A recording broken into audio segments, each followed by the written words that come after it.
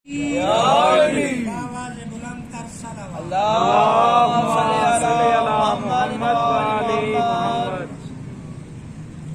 औज़ु बिल्लाहि मिनश शैतानिर रजीम।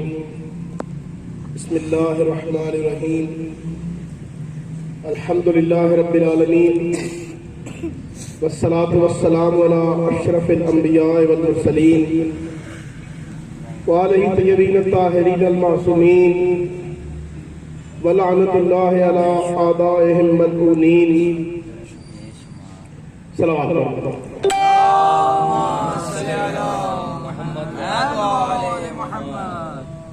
इस रूहानी महफिल की रूहानियत में इजाफे के लिए एक बार दोबारा ज़हमत करें बआवाज़े बुलंद तर सलावत।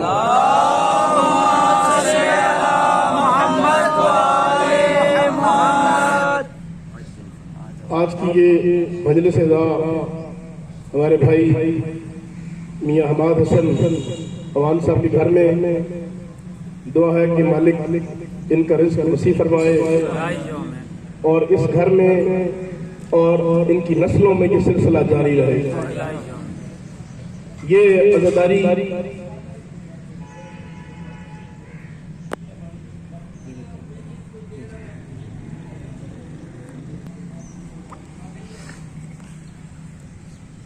हमाद भाई ने कहा है कि जो आजकल के हालात हैं इनके हवाले से भी थोड़ा सा बयान किया जाए।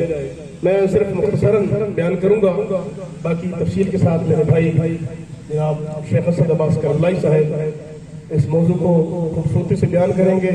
बहुत बड़े मसाइब खान हैं और मौलाना ने उनकी जुबान में तासीर दी है, लोहा भी पढ़ते हैं और वातनदारी भी करते हैं।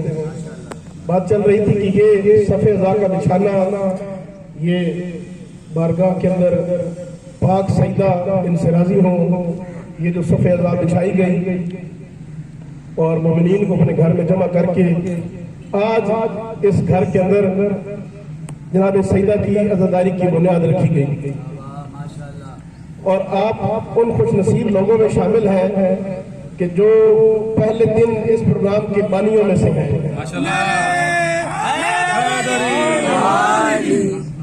इंशाल्लाह ये प्रोग्राम दिन ब दिन बढ़ता जाएगा।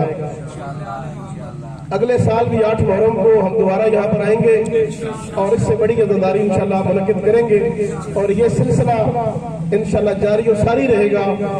और मैं दुआ करता हूँ कि अल्लाह मियाँ हमाद साहब की नस्लों के अंदर ये सिलसिला जारी रखे। एक बार सलावत पढ़ें।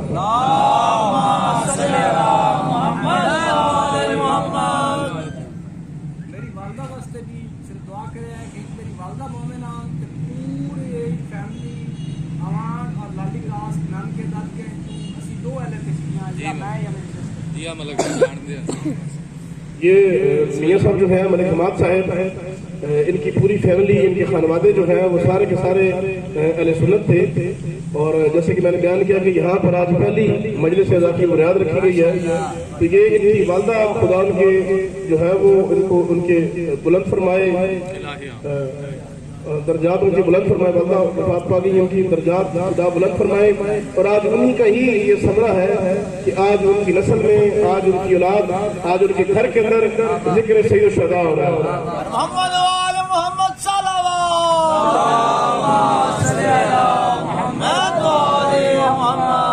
ये जो समरा इनकी वालदा ने रखा कि अपने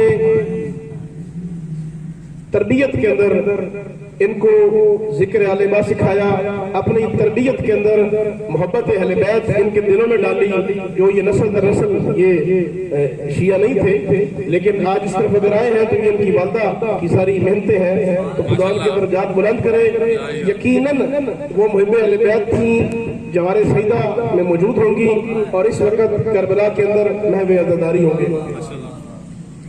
और ये इनके लिए भी इनकी हौसला है कि ये पूरी बरादरी अहले सुन्नत होने के बावजूद इस पूरे खानदान में सिर्फ 2 अफराद शिया है, इनकी वालदा और एक खुद और अब इनकी हमशीरा भी शिया है और बाकी अबावल भी सुनी। और आज हमने ये पहली बुनियाद रखी है मजलिस अज़ा की।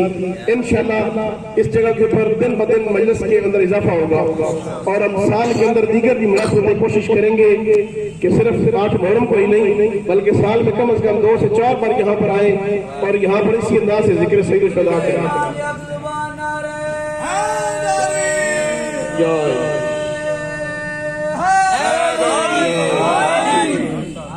جس طرح ہم نے آپ کو اعلان کیا کہ اوان چوک میں اوان ہاؤس میں علم والی کوٹھی کے اندر مجلس ہوگی، تو خدا اس علم والی کوٹھی کو عزاداری کا مرکز قرار دے، پورے علاقے کے لوگ مثالیں دیں کہ جو عزاداری علم والی کوٹھی کے اندر ہوتی ہے ایسی مثالی عزاداری کی لوگ مثالیں دیں، اور اس کا یہ عزاداری کا سلسلہ جیسے جیسے جاری رہے گا، میاں حماد صاحب اور ان کی والدہ کو تو ثواب جائے گا ہی جائے گا، آپ جو لوگ پہلی صفحہ کے اندر موجود ہیں آپ کو بھی اس کا جو ثواب ہوگا کہ آپ آج ان بانیوں میں سے ہیں کہ جنہوں نے یہاں پر عزاداری کی بنیاد رکھی۔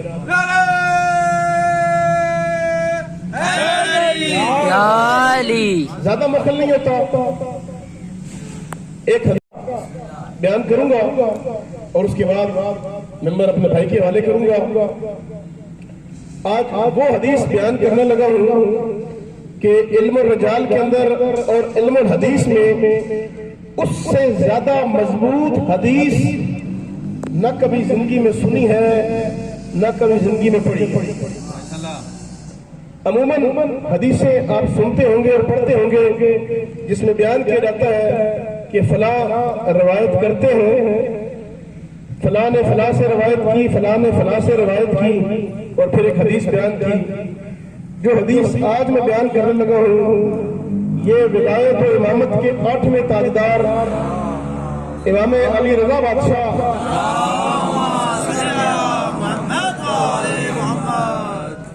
جب آپ کو مامون نے مدینہ سے مشہد بلوایا اور امام علیہ السلام کو مجبوراً مدینہ سے نکلوایا گیا، اور یہ ہمارے واحد امام ہیں کہ جب مدینہ سے چلے ہیں تو انہوں نے اپنی بہنوں کو اور اپنے گھر میں کہا کہ آج مجھ پر اس طرح گریہ کرو جس طرح میت پر گریہ کیا جاتا ہے۔ اس انداز سے امام وہاں سے نکلتے ہیں اور امام کو ان رستوں سے گزار کر مشہد لایا جاتا ہے کہ جن رستوں میں محبان اہل بیت کی تعداد نہ ہو، کوئی بھی محب اس جگہ پہ موجود نہ ہو، کوئی امام کا چاہنے والا، کوئی امام کا شیعہ وہاں پر موجود نہ ہو، ان رستوں سے گزار کر امام کو لایا جاتا ہے۔ امام اس وقت کی انٹیلیجنس کے گھراؤ کے اندر تھے، اور انٹیلیجنس اس وقت کی تھی وہ عیار ترین انٹیلیجنس تھی، اور مامون رشید کا شمار عیار ترین لوگوں میں سے ہوتا ہے۔ اس سے قبل بنو امیہ کے جتنے حکمران آئے یا عباسیوں کے جتنے حکمران آئے وہ تمام کے تمام کھلے اہل بیت کے دشمن تھے۔ یہ مامون وہ عیار ہے کہ یہ چھپا ہوا امام کا دشمن تھا، چھپا ہوا اہل بیت کا دشمن تھا۔ بظاہر اس نے امام کو ولی عہدی کی دعوت دی، بظاہر امام کے ساتھ رشتہ جوڑا، اصل میں یہ اہل بیت کا مخالف تھا۔ جو لوگ ہمارے ساتھ سفر زیارت کر چکے ہیں یا زیارات کی سعادت حاصل کر چکے ہیں انہیں معلوم ہوگی ایک مقام ہے نیشا پور، کہ جو نیشا پور میں آج بھی قدم گاہ کے عنوان سے وہاں پر ایک زیارت مشہور ہے جہاں میرے مولا امام رضا علیہ السلام کے قدموں کے نشان موجود ہیں۔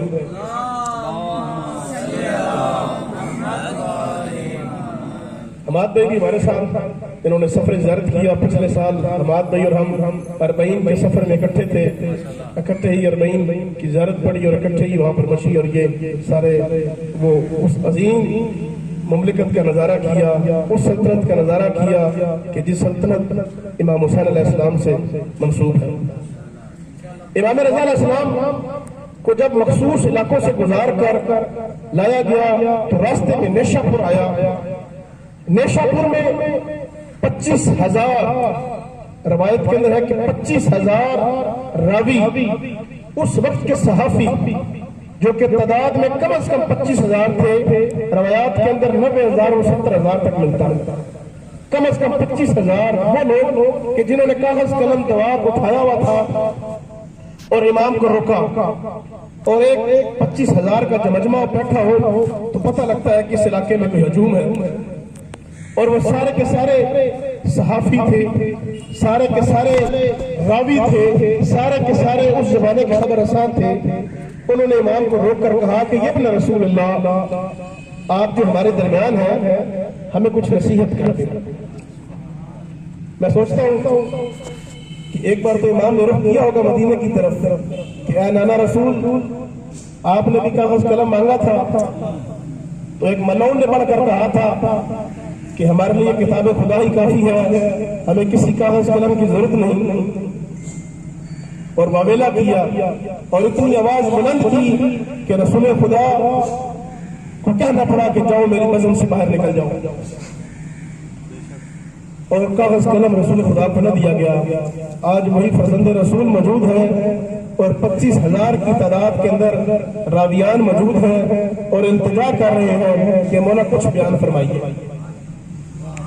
میرے مولا نے ایک حدیث بیان کی، وہی حدیث خلاصہ کلام ہے، اس کے بعد اجازت چاہوں گا۔ میرے مولا نے روایت کے الفاظ ہے کہ مولا اونٹنی پر سوار تھے اور آپ نے حجاب ہٹایا اور حجاب ہٹا کے کہا کہ اچھا تم منتظر ہو کہ میں کچھ بیان کروں، اور پھر امام نے وہ حدیث بیان کی اور روایت اس انداز سے کی کہ میں نے اپنے بابا سے سنا، ماشاءاللہ، میں نے اپنے بابا موسیٰ کاظم سے سنا، انہوں نے اپنے بابا امام جعفر صادق علیہ السلام سے سنا، انہوں نے اپنے بابا امام محمد باقر علیہ السلام سے سنا، انہوں نے اپنے بابا امام زین العابدین سے سنا، انہوں نے اپنے بابا سید الشہداء امام حسین علیہ السلام سے سنا، امام حسین علیہ السلام نے اپنے بابا مولا کائنات امام علی علیہ السلام سے سنا، اور امام علی نے رسول خدا سے سنا، اور رسول خدا نے جبرائیل سے سنا، اور جبرائیل نے اللہ کا پیغام پہنچایا، یعنی کہ وہ حدیث قدسی جو کہ اللہ کا کلام تھا اور جناب جبرائیل کے ذریعے رسول خدا تک پہنچتا، اور اسی انداز سے سینہ بسینہ امام رضا تک پہنچا، اور امام رضا علیہ السلام نے وہ حدیث بیان کی۔ یہ جو چین ہے، چین آف نیریشن، جو طالب علم موجود ہیں ان کے لیے کہ یہ جو سلسلہ کلام ہے، اس سلسلہ کلام میں آپ کوئی بھی حدیث اٹھائیں گے تو اس چین کی بڑی اہمیت ہوتی ہے کہ آپ یہ حدیث لے کس سے رہے ہیں، اس نے کس سے لی، اس نے کس سے لی، اس نے کس سے لی۔ اگر درمیان میں 20 بندے بھی ہوں، ان 20 میں سے ایک بندہ بھی اگر مشکوک ہو تو حدیث کو رد کر دیا جاتا ہے کہ فلاں نے فلاں سے تو لی، وہ تو ٹھیک تھا، لیکن فلاں نے جس فلاں سے لی وہ بندہ مشکوک ہے۔ اور وہ جو علم ہے حدیثوں کو پرکھنے والا، جس علم کو علم الرجال کہتے ہیں، اس علم الرجال کے اندر علم الرجال کے جو ماہر ہیں وہ اسی انداز سے حدیث کو پرکھتے ہیں کہ اگر ایک بھی چین جو ہے وہ کمزور ہے، ایک بھی بندہ اگر مشکوک ہے تو حدیث کو رد کر دیا جاتا ہے۔ واہ امت مسلمہ، ہماری عقل پہ حیران ہوں کہ ایک بندے سے 7,500 حدیثیں سیاستہ نے لی، سیاستہ نے 7,500 حدیثیں ابو ہریرہ سے لی۔ پوچھا گیا ان سے، ہمارے علم الرجال کے ماہرین نے، میں علمی گفتگو کر رہا ہوں، کوئی اختلافی بات نہیں ہے، علم الرجال کے ماہرین نے کہا کہ ہمارے علم الرجال کے مطابق تو یہ بندہ واقع خیبر کے بعد مسلمان ہوا ہے، اور رسول خدا کی قربت میں صرف 2 سے 2.5 سال ہی گزارے ہیں، تو جس نے 2-2.5 سال گزارے اس سے تم نے 7,500 حدیثیں لے لی۔ کیا وجہ ہے؟ کیا وجہ ہے؟ کوئی تو وجہ ہوگی۔ تو کہا گیا کہ جس کا حافظ ذہین تھا۔ جی پوچھا کہ ذہین کیسے؟ کیا تمہارے کہنے کا مقصد ہے کہ باقی صحابہ معاذ اللہ وہ سارے کم ذہن تھے؟ کیا وہ بدھو تھے؟ ان کو پتہ ہی نہیں چلتا تھا کہ رسول خدا کیا فرما رہے ہیں؟ انہوں نے حدیث نقل نہیں کی اور یہ 2 سال پاس بیٹھا اور 7,500 حدیثیں سیاستہ والوں نے سے لے لی۔ پوچھا جاتا ہے اس سے کہ کہاں سے تم نے یہ اس قدر مواد لیا؟ تو بیان کرتے ہیں کہ یہ ایک واقعہ پیش آیا تھا مسجد نبی کے اندر۔ رسول خدا کی خدمت میں ایک خاتون دودھ لے کر آئی تھی اور اس نے آپ کو دودھ پیش کیا۔ رسول خدا نے دودھ کا ایک گھونٹ بھرا اور وہ پیالہ رکھ دیا۔ یہ صاحب پاس سے گزرے اور انہوں نے آپ کا جھوٹا ہوا دودھ پی لیا۔ اجازت سے پیا یا بغیر اجازت کیے پیا اس کا نہیں معلوم، البتہ رسول خدا کا جھوٹا دودھ جو ہے وہ پی لیا۔ تو جو ہی رسول خدا کا جھوٹا دودھ پیا تو آپ نے کہا یا ابا ہریرہ، کیا بلیوں کے باپ، یہ بلیوں کی عادتیں ہوتی ہے نا، دودھ پڑا ہو تو منہ مار دیتی ہیں. تو کہا ہے ابو ہریرہ، تو وہاں سے اس کا نام ابو ہریرہ پڑ گیا. اور وہ جھوٹے دودھ پینے کی تاثیر اتنی تھی کہ آپ سے ہم نے، یعنی سنت کے علماء کہتے ہیں کہ اس جھوٹے دودھ کی تاثیر اتنی تھی کہ ہم نے آپ سے 7,500 حدیثیں لی. پھر حیران ہوں ان کی عقل اور ان کے مقدر پر کہ جو جھوٹا دودھ پی لے تم اسے 7,500 حدیثیں لیتے ہو، اور جو رسول کی زبان چوس کر بناؤ اس سے کیا لیتے ہیں؟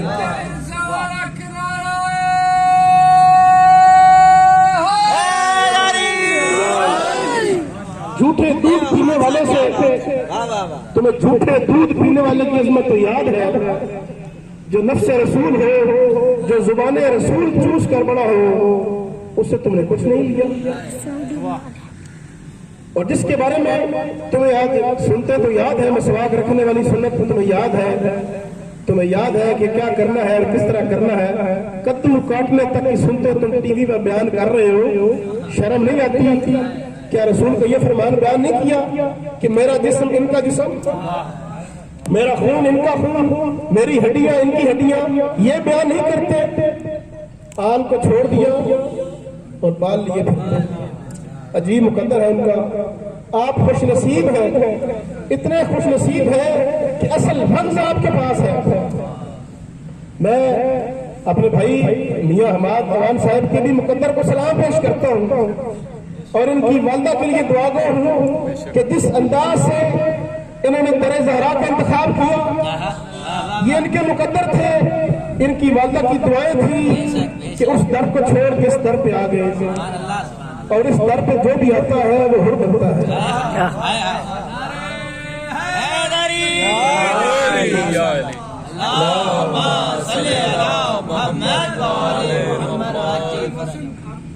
مجھے علی الولی اللہ کی قسم ہے، آج 8 محرم کا دن ہے، صفی عباس کی برآمدگی ہے، مولا کا ممبر سامنے ہے. مجھے آج تک بچپن سے لے کے جب سے میں نے ہوش سنبھالا ہے، مجھے نہیں یاد کہ میں نے ہاتھ باندھ کی نماز پڑھی. کیا بات ہے! نہ ہی مجھے یاد کیا. ان کی ماں کی محنت، پورے خانوادے کے اندر ایک ہی خاتون شیعہ، اور اس قدر ایک بڑے خاندان کے اندر، چھوٹے خاندان ہو، چھوٹی فیملیاں ہو تو عورتوں کا بات منوانا کچھ اور ہوتا ہے. ایک اتنے بڑے خاندان کے اندر بات منوانا اور اپنے مشن پر ڈٹ جانا اور اپنے بچوں کو ولایت علی ہی کا جام پہلانا، ولایت علی کی محبت میں ہی پروان چڑھانا، یہ بہت بڑی بات ہے.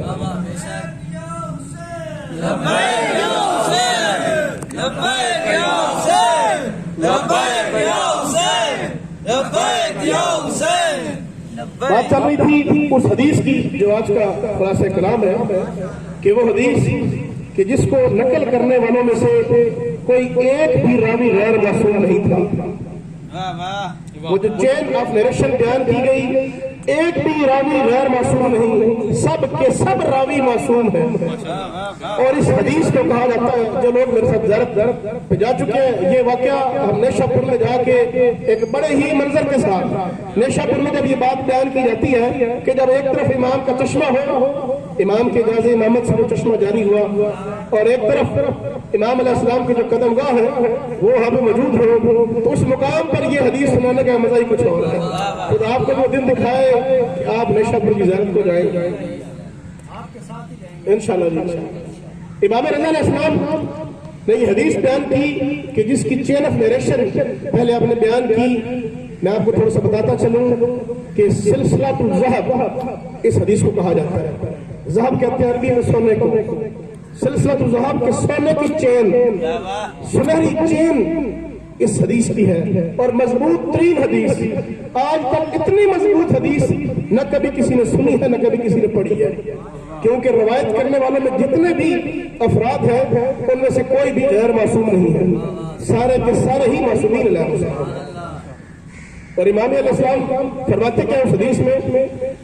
آپ بیان کرتے ہیں، جیسے میں نے آپ کو پہلے بیان کیا کہ آپ نے کہا کہ میں نے اپنے باپ سے، انہوں نے اپنے باپ سے، انہوں نے اپنے باپ سے، اور پھر رسول خدا سے، اور رسول خدا نے جناب جبرائیل سے اور خدا پاک سے. یہ فرمان ہے اللہ تعالیٰ کا کہ کلمۃ لا الہ حسنی، کلمۃ لا الہ یہ میرا قلعہ ہے. فمن دخل حصنی فلاح الجنہ، کہ جو اس قلعے میں داخل ہو گیا وہ جنت پا گیا۔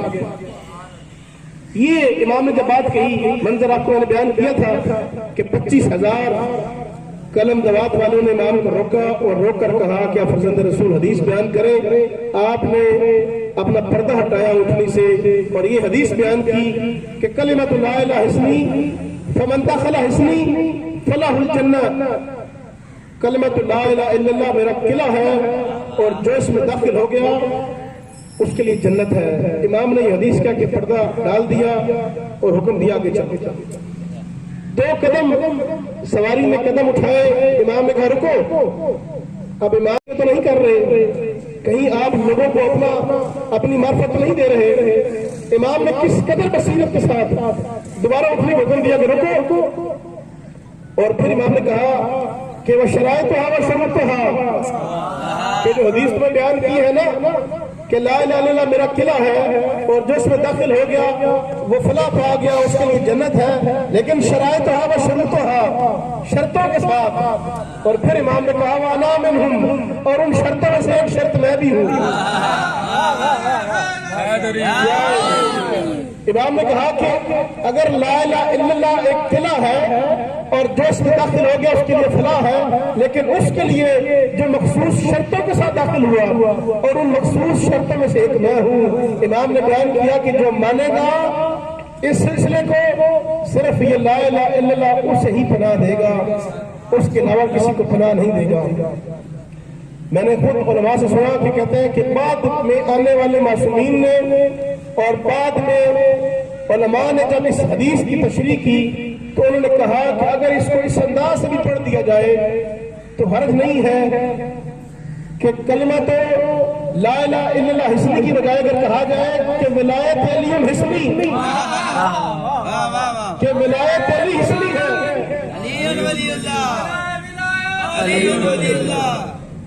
کہ ولایت علی جو ہے ایک قلعہ ہے اور جو اس قلعے میں داخل ہوا اس کے لیے فلاح ہے، کیونکہ امام نے کہا تھا نا کہ شرائط ہے وشروط ہے، تو وہ شرطیں یہی ہیں کہ اس سلسلے کو مانا جائے۔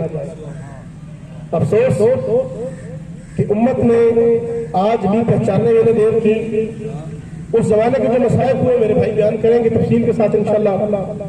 میں صرف جی برادر کا حکم ہے حالات کے بارے میں بھی بیان میں کر دوں۔ میں نے رات کو بھی روزے میں اس بات کو بیان کیا تھا کہ یہ 2 قسم کے سلسلے، 2 قسم کے نظریات اسلام کے بعد وجود کے اندر آئے تھے۔ ایک نظریہ خلافت کا تھا، ایک نظریہ امامت کا تھا۔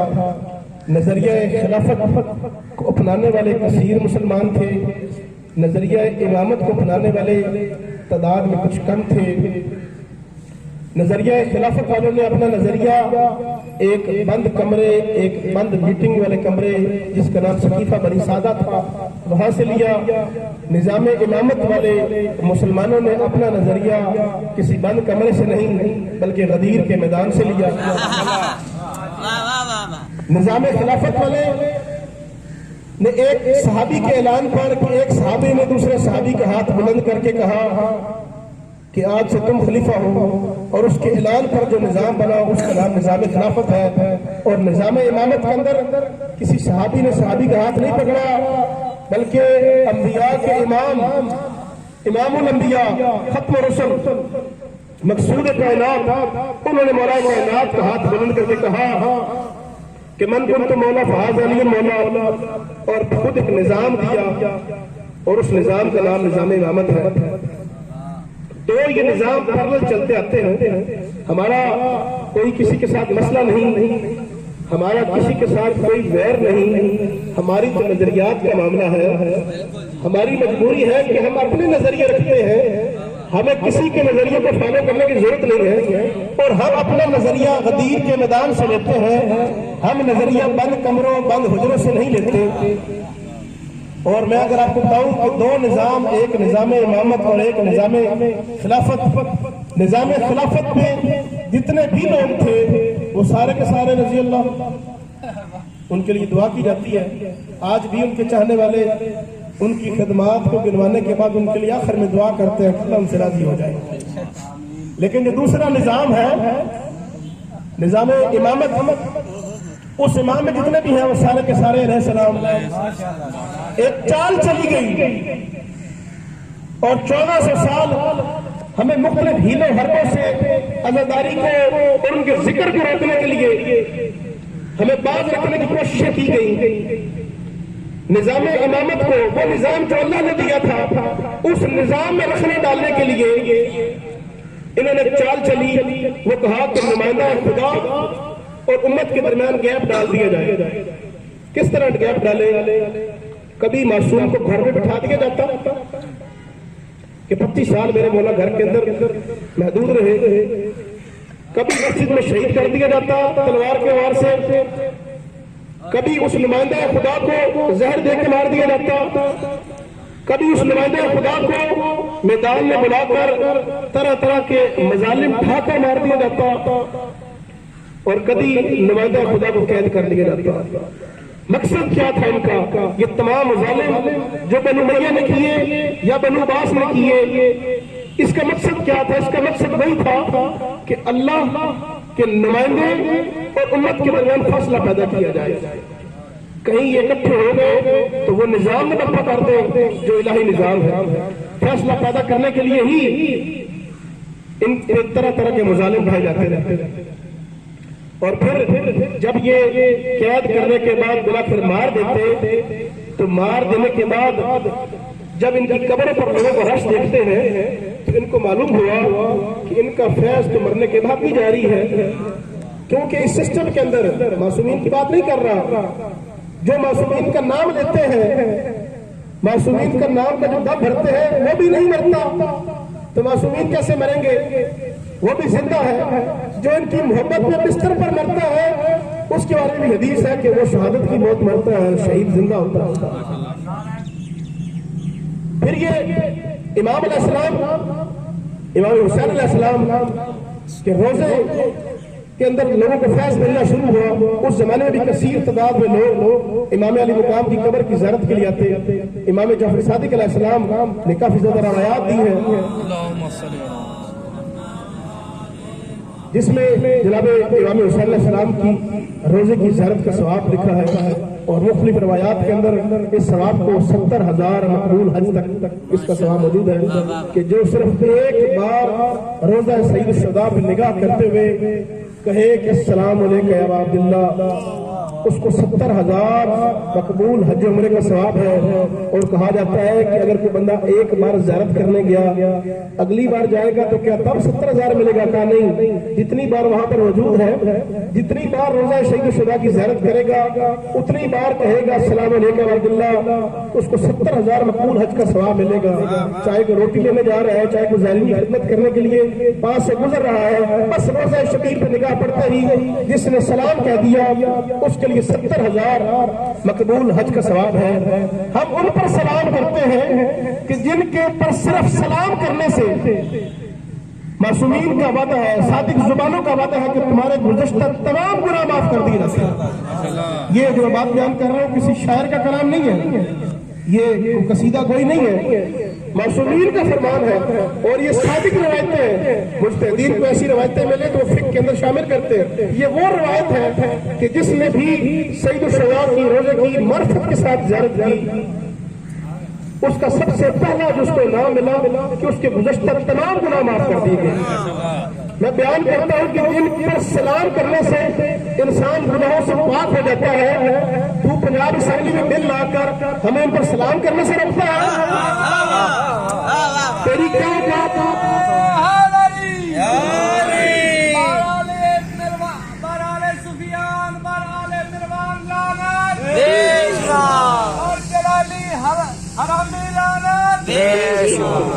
تو کیا سمجھتا ہے کہ تو اس نجس ولد زنا کی اولاد ہو کے اعظم تارک کی گندی نالی کے کیڑے تو بیان کر کے اور تو چال چل کے اور چند ایم پی ایس کو ساتھ ملا کر تو کیا سمجھتا ہے کہ تو یہ قانون ہم سے بنوا لے گا کہ ہم تیرے کہنے کے اوپر ان کو بھی رضی اللہ کہیں کہ جن پر سلام بھیجنے سے گزشتہ گناہ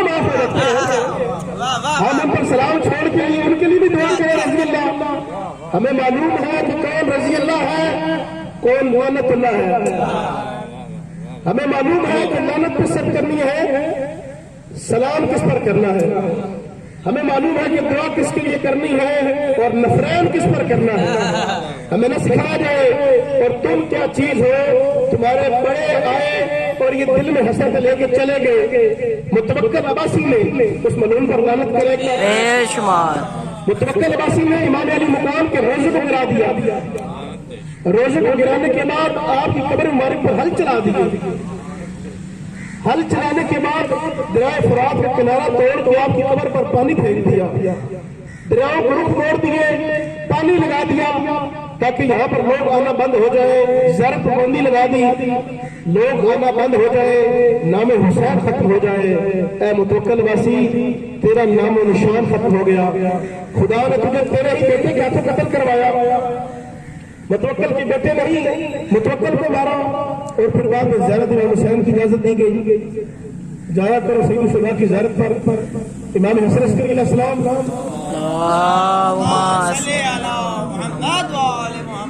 اپنے بابا امام علی نقی علیہ السلام کی ہمراہ کم سنی کے عالم میں سامرا چلے گئے. جو لوگ سامرا کی زیارت کر کے آئے انہیں معلوم ہوگا کہ سامرا آج بھی کتنا فاصلہ ہے. سامرا چلے گئے, پھر زندگی میں دوبارہ سامرا سے واپس نہ آ سکے. زیارت سید الشہداء پر نہیں جا سکے. ان میں جو لوگ ملنے کے لیے آتے تھے, امام فرماتے تھے کہ جاتے ہو میرے جد حسین کی قبر پر؟